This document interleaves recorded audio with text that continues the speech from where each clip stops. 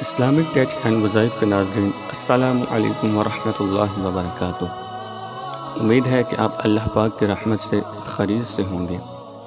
محترم سامعین، آج ہم آپ کے لیے ایک بہت ہی پیاری حدیث مبارکہ لے کے آئے ہیں۔ یہ حدیث مبارکہ سن کے آپ کے دل کے اندر علم دین سیکھنے کا شوق پیدا ہوگا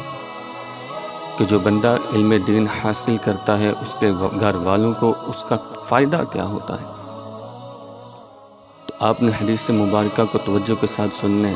اس سے پہلے آپ سے گزارش ہے کہ ہمارے چینل اسلامک ٹچ اینڈ وظائف کو سبسکرائب کر دیں اور ساتھ لگی بیل کے آئیکن پر کلک کر دیں تاکہ ہماری اسی طرح کی پیاری پیاری آنے والی نیو ویڈیو آپ کو فوراً مل سکے۔ تو چلیے ہم حدیث مبارکہ شروع کرتے ہیں۔ حضرت انس بن مالک رضی اللہ تعالی عنہ سے روایت ہے کہ حضور نبی کریم رؤوف الرحیم صلی اللہ تعالی علیہ وآلہ وسلم کے دور اقدس میں دو بھائی تھے۔ ایک بھائی حضور علیہ السلام کی بارگاہ میں آ کے علم دین حاصل کیا کرتا تھا، قرآن پاک کا علم حاصل کیا کرتا تھا، جبکہ دوسرا بھائی جو تھا وہ ایک کاریگر تھا، مزدور تھا، وہ مزدوری کیا کرتا تھا، سارا دن بوجھ اٹھایا کرتا تھا۔ تو جو کاریگر بھائی تھا، مزدوری کرنے والا، وہ ایک دن حضور نبی پاک صلی اللہ علیہ وسلم کی بارگاہ میں حاضر ہوا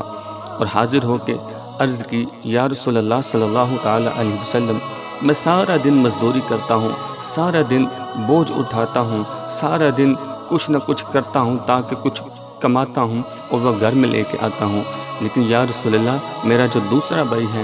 آپ کے پاس جو ہے وہ علم دین حاصل کرتا ہے، تو اچھی بات ہے، آپ اس کو یہ بھی کہیں کہ یہ میرے ساتھ بھی تھوڑا سا ہاتھ بتایا کرے، میرے ساتھ لگا کرے تاکہ میرے لیے بھی آسانی ہو جائے۔ تو حضور علیہ السلام نے ارشاد فرمایا کہ شاید جو تمہیں روزی مل رہی ہے اسی کی وجہ سے مل رہی ہے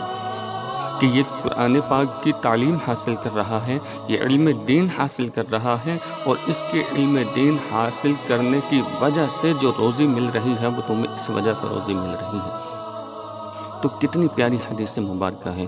تو ہم بھی کوشش کریں کہ اگر ہمارے گھر کے اندر بھی کوئی بچہ ہے تو اس کو کوشش کر کے اس کو علم دین سکھائیں، اس کو کسی مدرسے کے اندر داخل کروائیں تاکہ وہ قرآن پاک حفظ کرے اور اپنے والدین کے لیے ذریعہ نجات بنے۔ جب تک وہ قرآن پاک حفظ کرے گا، قرآن پاک پڑھے گا، آپ کو بھی اس کا ثواب ملے گا، اور اگر آپ قبر کے اندر چلے جائیں گے تو وہ اولاد آپ کے لیے صدقہ جاریہ بن جائے گی۔ تو اللہ تعالیٰ کی بارگاہ میں دعا ہے کہ اللہ تعالیٰ ہمیں بھی حدیث مبارکہ پر عمل کرنے کی توفیق عطا فرمائے،